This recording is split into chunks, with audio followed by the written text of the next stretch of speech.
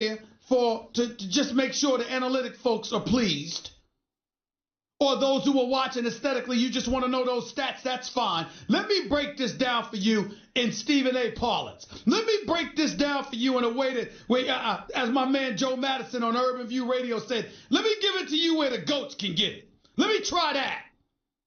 Let me tell you something right now. Zion Williamson is a man. He's a man. Finished with 24 and 14. Played 37 of the 40 minutes. I don't give a damn about the 5 turnovers. That happens. Zion Williamson, when he had the ball in his hands for the most part in the second half, was absolutely positively unstoppable. He was a man amongst boys. Tillman tried. He really, really did. But what are you supposed to do with a dude that's 6'7", 280 pounds, with a 45-plus inch vertical leap? Zion Williamson is something special. And if he never, if this, before this NCAA tournament, if you doubt it, whether or not he was the #1 overall draft pick, there is no doubt any longer. It is what it is. It's a wrap. He's that special. He's that special. I got to say this. Nobody else on Duke is. I'm going to say it right now. Nobody else on Duke is. And oh, by the way, yesterday, Coach K wasn't that special. We love Coach K now. The best in the business. Hall of Famer. Elite in his profession. No doubt. Yesterday was not a shining moment for him. It was not a shining moment for him. Tom Izzo reminded you why he's one of the great coaches in the game. It's the reason that Michigan State is going to its 10th Final Four. Tom Izzo can coach. Tom Izzo can coach. You look at this kid Langford, he ain't there. Nick Ward ain't himself.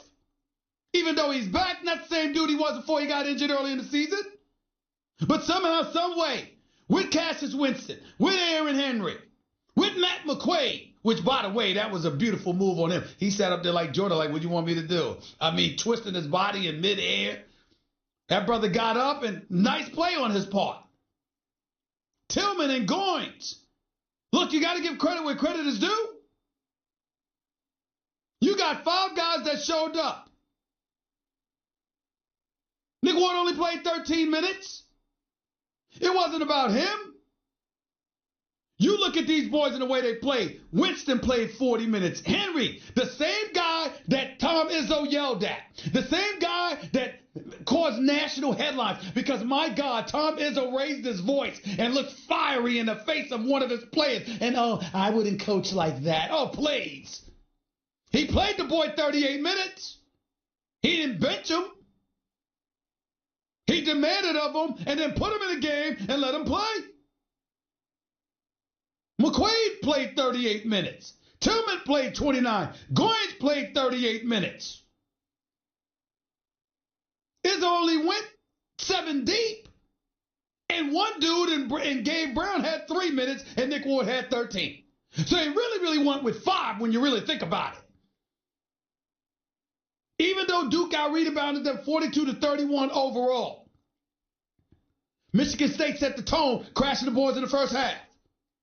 And even though you couldn't stop Zion Williamson, what did you do? You did everything you could to get the ball out of his hands. R.J. Barrett hit 1 big 3, missed another, had a chance to tie the game with free throws, blew that opportunity, missed the front end, and then made the back one by mistake. And the reason I sit up there and I say this, and somebody's got to say it, because damn it, these are college kids and we try to be nice, but let's just call it what it is, please. I'm going to tell you why I look at Coach K and I look at this loss. Ladies and gentlemen, R.J. Barrett did shoot 7 of 17 from the field. He did finish with 21 points for the game. I'd like to see him be able to use his right hand. The fact that you know he's not makes him somewhat predictable to defend. And in the waiting moments, you can't just go by his numbers. You got to go by what he produces when it really counts. Because the reality of the situation is that he's not ambidextrous. He doesn't have that kind of versatility as a point guard. And I look at R.J. I'm sorry, not as a point guard, but as a player. And I just look at R.J. Barrett as a guy that's very good. But I don't look at him as great as of yet. Not saying he won't be, but not yet. Where I really lose it, where I really lose my disappointment, it's not with Tre Jones because he can't shoot. He only finished with 4 points. He didn't show up 2 of 5 from the field. He was no threat after showing up in the Sweet 16 and playing lights out against Virginia Tech. Suddenly, he went back to form and couldn't buy a basket. Barely attempted any. But that's fine because he's primarily there for his defensive prowess. The person that's such a big disappointment to me and has been a big disappointment all year long is Cam Reddish. I mean, ladies and gentlemen, I think a legitimate argument could be made that Coach K might push him out of Duke, might never want to speak to him again. How in God's name are you jumping around with the team in the pregame huddle and right before tip-off time, Coach K finds out you ain't available to play? What was that about? This is the Sweet 16. You're there for a national title. You are Cam Reddish. How in God's name are you not ready to go in the Sweet 16? I got a problem with that. I really got a problem with that. I don't understand it. I need an explanation because it doesn't make sense to me. How in the hell are you not ready? If you are Cam Reddish, where the hell were you? What happened? I demand to know an answer. I don't give a damn that it's college and that it's kids that we're talking about here. What the hell happened? That's what I want to know. How in God's name was Cam Reddish not ready to go against Virginia Tech? Evidently something went awry because he didn't start yesterday against Michigan State. He did not start. Why wasn't he starting? What happened? I want details. I want information. I want to know. I want to know the answer. You're 6'5", 6'6". You're supposed to have a sweet stroke, even though the damn thing looks good, but that hardly doesn't go in consistently enough.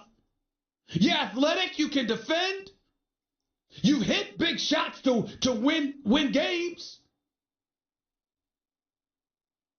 We've seen Cam Reddish do this before. What the hell is going on? I'm looking at this and I'm saying, what? 2 for 8 in 37 minutes?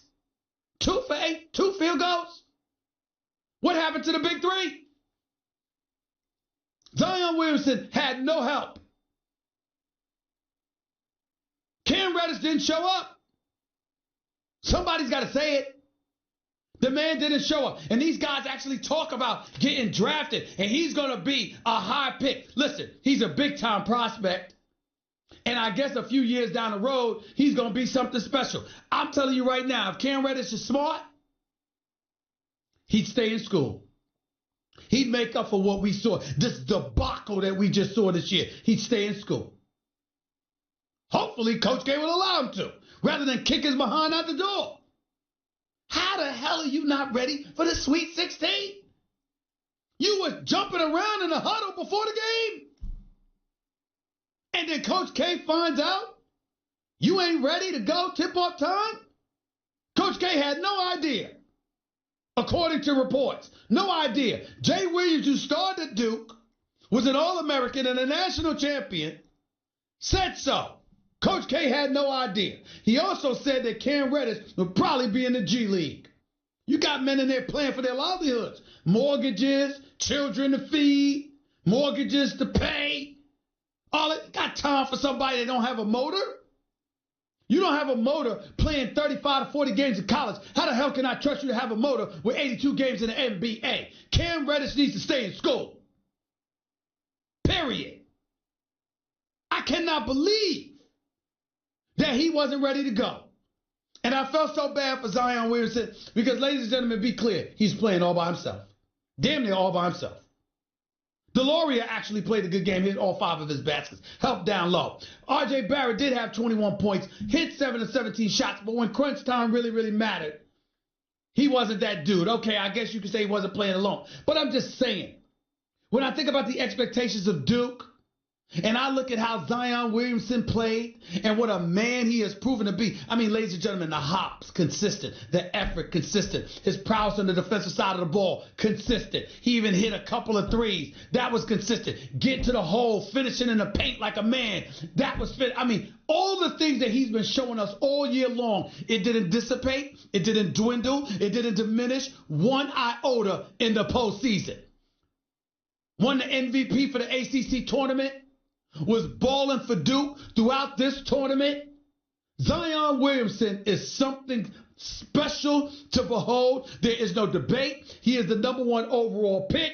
Where would you prefer him to go? That's the question. Do you want him with the Knicks? Do you want him with LeBron and the Lakers? Where did you want him to go? That's the only thing to talk about. There is no debate. Zion Williamson is that special. He's that special. R.J. Barrett, he's a nice player. I just want to see him use his right hand more. But he's a nice player. He'll be a top 5 pick. He's a nice player.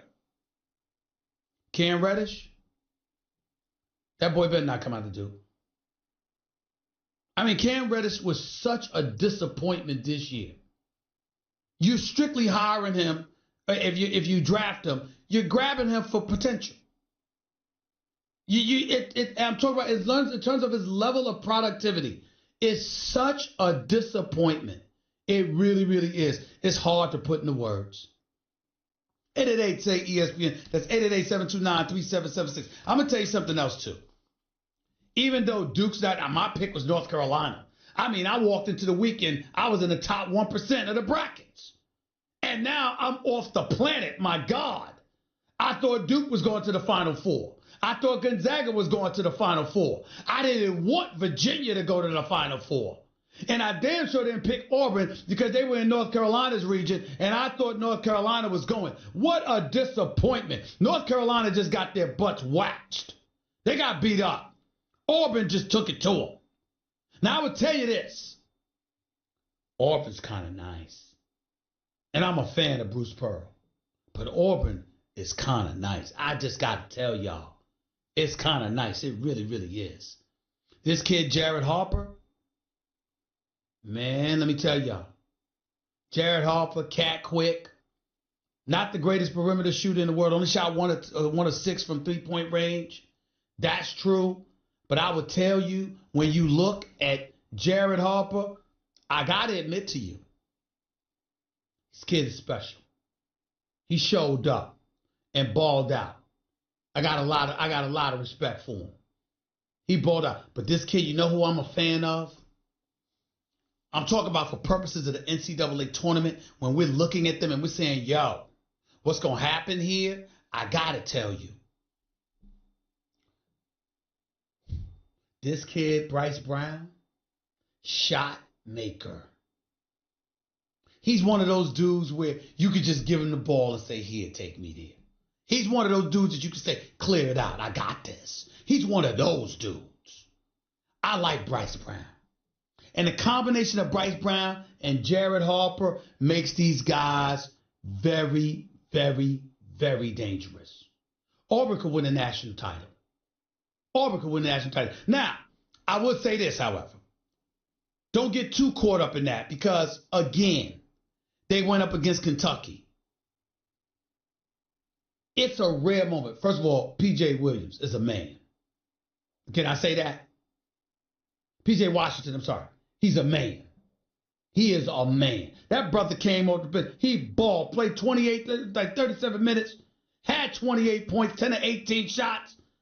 I mean, 28 and 13. That's what he finished with. P.J. Washington is a man. That brother was special. I was disappointed in Reed Travis. I really was. He couldn't stop anybody when it really, really counted. You know, it was like they were attacking him at every turn. And I'll tell you what I'm also interested in. Listen, Keldon Johnson, decent game, 14 points. I expected more from him. I really did. But you know who I was really disappointed with? John Calipari. And I'm going to tell you why.